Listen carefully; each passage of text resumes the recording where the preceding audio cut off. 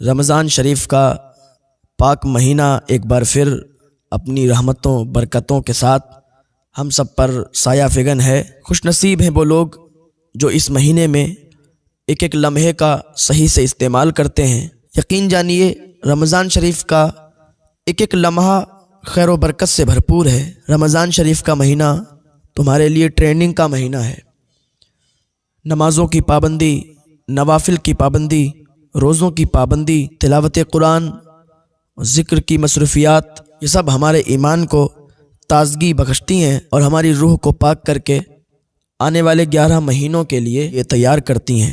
یہ مہینہ محض سستا ثواب بٹورنے کا مہینہ نہیں ہے، بلکہ ایک انقلابی مہینہ ہے جو دلوں کو روحانیت کی طرف پھیر دیتا ہے۔ ہمیشہ کے لیے اپنے اندر تبدیلی لانے کا مہینہ ہے، دلوں کو پاکیزہ بنانے کا مہینہ ہے، روح کو دنیا کی تمام نفسانی خواہشات سے پاک کرنے کا مہینہ ہے۔ رمضان کا مہینہ اس لیے آتا ہے کہ امت مسلمہ میں ایک نئی روح پھونک دے۔ قرآن مجید میں روزوں کی فرضیت کا مقصد بیان کرتے ہوئے کہا گیا ہے، روزے اس لیے فرض کیے گئے ہیں کہ تمہاری زندگی سے برائیوں کا ہمیشہ کے لیے خاتمہ ہو جائے اور تم متقی بن جاؤ، زندگی کے ہر موڑ پر رضائے الہی پیش نظر ہو۔ رمضان شریف کا مہینہ بہت ہی رحمتوں برکتوں والا مہینہ ہے۔ اسلامی 12 مہینے کے ناموں میں صرف قرآن میں رمضان مہینے کا ہی نام لیا گیا ہے اور اسی مہینے کے فضائل اور واضح لفظوں میں بیان ہوئے، کسی دوسرے مہینے کا نام نہیں لیا گیا۔ صرف ماہ رمضان کا قرآن میں نام لیا گیا ہے۔ عورتوں میں صرف بی بی مریم کا، سمجھ رہے ہیں؟ عورتوں میں صرف بی بی مریم کا نام قرآن میں آیا۔ صحابہ کرام میں صرف حضرت زید بن حارثہ کا نام قرآن میں لیا گیا، جس سے ان تینوں کی شان اور عظمت معلوم ہوتی ہے۔ رمضان میں 5 حروف ہیں، را، میم، ضاد، الف، نون۔ کیا ہوا؟ رمضان۔ را سے رحمت الہی، میم سے مراد محبت الہی، ضاد سے مراد ضمانت الہی، الف سے مراد امان الہی، نون سے مراد نور الہی۔ اور رمضان میں 5 خصوصی عبادتیں ہوتی ہیں، روزہ، تراویح، تلاوت قرآن، اعتکاف اور شب قدر کی عبادت۔ تو جو کوئی سچے دل سے یہ 5 عبادتیں کرے وہ ان 5 انعام کا مستحق ہے، یعنی رحمت الہی اس کے قدموں کا بوسہ لے گی، محبت الہی اس کا دل سرشار ہوگا، میدان قیامت میں اللہ اس کا ضامن ہوگا، محشر کے تمام خوف سے وہ امن و امان میں ہوگا، مرنے کے بعد اس کی قبر میں نور ہی نور ہوگا۔ سبحان اللہ۔ تو رمضان کا مہینہ بے شمار فضائل اور برکات کا حامل ہے۔ اس ماہ کی بزرگی اور عظمت کا اندازہ اس بات سے بھی لگایا جا سکتا ہے کہ اللہ نے اپنے بندوں کی ہدایت کے لیے قرآن کا نزول اسی مہینے میں کیا۔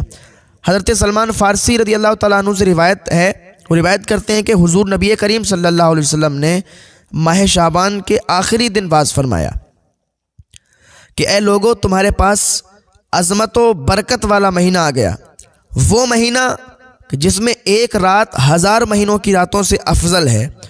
اس ماہ کے روزے فرض کیے، جو کوئی اس ماہ میں نیکی کا کام کرے تو اسے ایک کے بدلے میں 70 نیکیاں دی جائیں گی۔ فرمایا اس مہینے میں نیکیاں بڑھ جاتی ہیں، اعمال کی کھیتی ہری بھری ہو جاتی ہے، جیسے کہ ہر چیز کے لیے بڑھنے پھلنے اور پھولنے کا ایک موسم ہوتا ہے۔ موسم برسات کا ایک موسم ہے، اس میں جب بارش ہوتی ہے تو زمین اور کھیتیاں ہری بھری ہو جاتی ہیں۔ اس طرح اس ماہ میں رحمت الہی کی بارش ہوتی ہے، جس سے اعمال کی کھیتیاں سرسبز و شاداب ہو جاتی ہیں، نیکیاں بڑھنے پھلنے پھولنے لگتی ہیں۔ موجودہ حالات میں ہم دیکھتے ہیں کہ بڑی بڑی کمپنیاں سال میں ایک آدھ بار کچھ آفر نکالتی ہیں۔ دیکھیے موبائل کمپنیاں جو ہیں کچھ اسکیمیں اور آفرز نکالتی ہیں کہ 70 کا بیلنس کرواؤ، 80 کا بیلنس کرواؤ تو 90 ملے گا، 70 کا کرواؤ گے تو 80 ملے گا، 90 کا کرواؤ گے تو 100، یا اسی طریقے کی جو بھی آفرز ہوتے ہیں نکالتے ہیں۔ تو ان تجارتی آفرز سے فائدہ اٹھانے میں ہر کوئی لگا ہوا ہے، مگر افسوس ہے کہ ہم اس شاندار اور عظیم خدائی آفر سے بے خبر ہوتے ہیں جو اللہ رب العزت کی جانب سے ہمیں رمضان کی شکل میں عطا کیا گیا ہے۔ اس مہینے میں ہر اچھے کام کا اجر و ثواب صرف 2 گنا ہی نہیں بلکہ 70 گنا بڑھا دیا جاتا ہے، 70 گنا بڑھا دیا جاتا ہے، اور اس سے بھی زیادہ اگر اللہ چاہے تو ایک کے بدلے میں 700 اجر و ثواب عطا فرمائے۔ فرمایا یہ مہینہ صبر کا ہے اور صبر کا بدلہ جنت ہے۔ اس ماہ میں مومن کا رزق بڑھا دیا جاتا ہے، اور جو اس مہینے میں کسی روزے دار کو روزہ افطار کرائے تو یہ اس کے گناہوں کے لیے مغفرت ہے۔ فرمانے علی شان ہے کہ جس نے کسی روزے دار کو پانی پلایا تو وہ شخص گناہوں سے پاک و صاف کر دیا جاتا ہے۔ مالک کونین صلی اللہ تعالیٰ علیہ وسلم نے ارشاد فرمایا کہ جس شخص نے حلال کھانے یا پانی سے روزہ افطار کرایا تو ماہ رمضان میں تمام فرشتے اس کے لیے بخشش کی دعا کرتے ہیں۔ سبحان اللہ! دیکھیے تو ذرا، یہ اسلام ہے۔ اور حضور فرماتے ہیں یہ وہ مہینہ ہے کہ جس کا پہلا عشرہ 10 دن رحمت کا ہے، اور دوسرا عشرہ 10 دن مغفرت کا ہے، اور تیسرا عشرہ جو ہے آخری والا عشرہ 10 دن کا عشرہ ہوتا ہے تو یہ جہنم سے آزادی کا ہے۔ علماء اکرام فرماتے ہیں یوں تو پورا رمضان عظمت اور رحمت خیر و برکت کا ہے، مگر اس ماہ کا آخری عشرہ بے شمار خصوصیات کی بنا پر بڑی اہمیت کا حامل ہے۔ یہی عشرہ تو جہنم سے آزادی کا پروانہ لیے ہوئے، یہی وہ عشرہ ہے کہ جس میں ایک رات شب قدر کی ہے جو 1000 راتوں سے افضل ہے، جس میں دنیا کے تمام انسانوں کی ہدایت کے لیے آخری کتاب نازل ہوئی۔ رمضان کا یہ عشرہ اپنے اندر 4 خصوصیات رکھتا ہے۔ نمبر 1، اسی عشرے کی شب قدر میں قرآن کا نزول ہوا۔ نمبر 2، یہ رات 1000 مہینوں سے افضل ہے۔ نمبر 3، اسی عشرے کے شب میں سید الملائکہ حضرت جبریل علیہ السلام بہت سے فرشتوں کے ساتھ زمین پر اترتے ہیں۔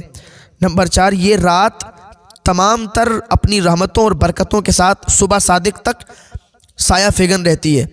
رمضان کا آخری عشرہ اس لحاظ سے بھی بہت اہمیت کا حامل ہے کہ یہ عشرہ اعتکاف کا عشرہ ہے، جو تمام انبیاء علیہ السلام کی سنت ہے اور فرض کفایہ بھی ہے۔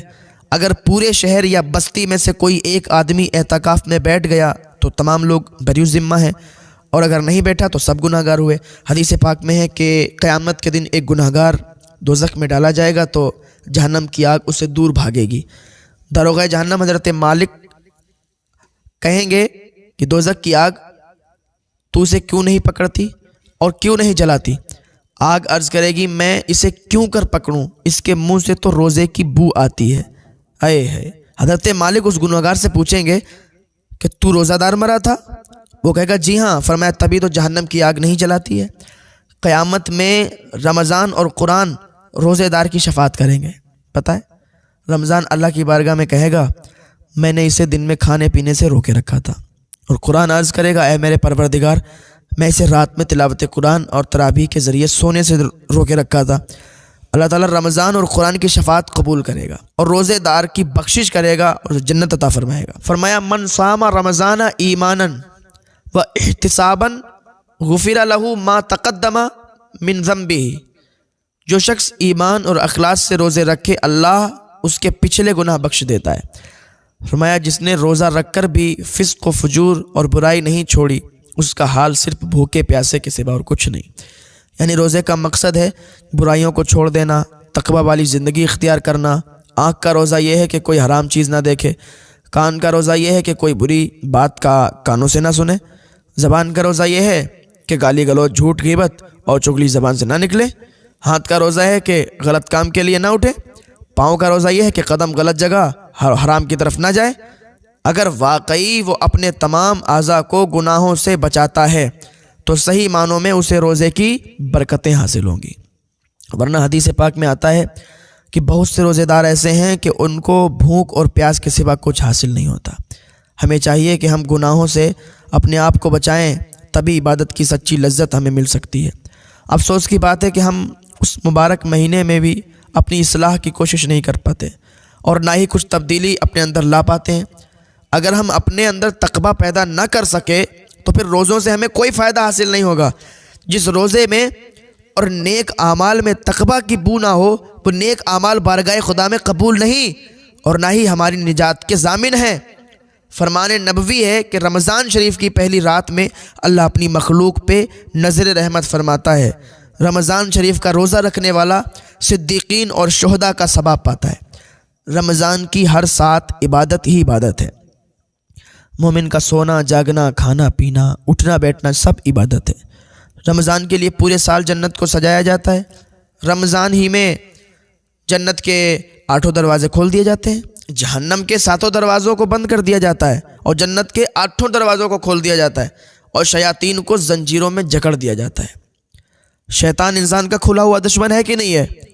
کھلا ہوا دشمن ہے، اور وہ انسان سے ہر وہ کام کروانے کی کوشش کرتا ہے جو انسان کو اللہ سے دور کر دے۔ اور صرف شیطان ہی انسانی دشمن میں اکیلا نہیں ہے، بلکہ ارواح خبیثہ اور جنات سے ایک گروہ اس کے ساتھ ملا ہوا ہے، جنہیں شیاطین کہا جاتا ہے۔ شیاطین کے اس گروہ کو اتنی طاقت حاصل ہے کہ وہ بیک وقت دنیا میں ہر انسان کو دینی حق سے غافل کرنے کے لیے پورا زور لگاتا ہے۔ انسانی نفس اور خواہشات پر قبضہ کر کے انسان کو راہ حق سے گمراہ کرنا شیاطین کا سب سے بڑا حربہ ہے۔ مگر رمضان المبارک کی اتنی فضیلت ہے کہ اس مہینے میں شیاطین کے گروہ کو زنجیروں میں جکڑ دیا جاتا ہے کہ انسانوں سے برائی سرزد نہ ہو۔ اب یہاں پر ایک سوال ہوتا ہے کہ ذہن میں آتا ہے کہ جب شیاطین کو قید کر دیا جاتا ہے تو آخر لوگوں سے گناہ کا سرزد کیوں ہوتا ہے؟ لوگوں سے گناہ کا صدور کیوں ہوتا ہے؟ تو جواباً صرف اتنا عرض کرنا چاہتا ہوں کہ شیطان انسان کو بہکانے میں لگا رہتا ہے، اور انسان بھی شیطان کے چکر میں آ کر گناہ پر گناہ کرتا رہتا ہے۔ اس طرح انسانی ذہن گناہوں کا عادی ہو جاتا ہے، اور رمضان میں وہ گناہوں سے باز نہیں رہ پاتا، تو ان کا نفس گناہوں پر دلیر ہو چکا ہوتا ہے، لہٰذا وہی نفس ماہ رمضان میں بھی ان گناہوں پر ابھارتا رہتا ہے۔ اسی طرح رمضان کے مہینے میں جو برائی ہوتی ہے وہ انسانی نفس امارہ، جو شیطان کی آماجگاہ خصوصی نشست ہے، اس کے ذریعے ہوتی ہے۔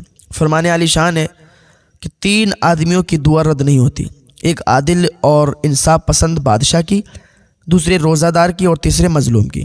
ارشاد ہوتا ہے کہ میں تیری مدد ضرور کروں گا، چاہے کسی کی مصیبت سے دیر ہی صحیح، کسی مصیبت سے دیر ہو جائے، مگر مجھے اپنی عزت و جلال کی قسم میں ظالم کو سزا ضرور دوں گا اور مظلوم کی مدد کروں گا۔ حدیث مبارکہ میں آیا ہے کہ افطار کے وقت دعا رد نہیں کی جاتی۔ اب دعا میں تاخیر ضرور ہوتی ہے، تو اس سے ذہن میں یہ بات آتی ہے کہ دعا آخر قبول کیوں نہیں ہوتی، جبکہ حدیث میں قبولیت دعا کی بشارت آئی ہے؟ تو جواباً یہاں صرف اتنا عرض ہے کہ اللہ روزے دار کی ہر جائز دعا قبول فرما کر اس کو تدبیر عمل میں ڈال کر کچھ عرصے کے لیے موقوف کر دیتا ہے، اور جب وہ عرصہ گزر جاتا ہے تو کام ہونے کے آثار پیدا ہو کر دعا مانگنے والے کے ساتھ آ جاتے ہیں۔ مثال کے طور پر ایک آدمی دعا مانگ رہا ہے، یا اللہ مجھے مالدار بنا دے، حاجی بنا دے، تو اس کی یہ دعا اگرچہ جائز ہے، مگر ایسا نہیں ہے کہ صبح دعا مانگے اور شام کو مالدار ہو جائے، روپیوں کی آسمان سے بارش ہونے لگے، ایسا نہیں ہے، بلکہ کچھ عرصے تک اللہ اس کو دنیا میں اسباب مہیا فرما دے گا۔ لیکن ایسا ہو سکتا ہے کہ اللہ تعالیٰ کا اس پر خصوصی فضل اور فیضان جاری ہو جائے، تو ایسا بھی ہو سکتا ہے کہ اگر رات کو دعا مانگی تو صبح ہی مالدار ہو جائے، ایسا بھی ہو سکتا ہے، لیکن اکثر ایسا نہیں ہوتا ہے۔ تو دنیا میں دولت کمانے کا کچھ تدبیر اس کے ذہن میں ڈالے گا اللہ، پھر اس کو عملی طور پر انجام دے گا، کچھ کاروبار کر کے وہ کرے گا، اور اسی میں اس کو ترقی ہوگی اور مالدار بن جائے گا۔ تو اس لیے دعا کے جو ہے پر امید رہنا چاہیے۔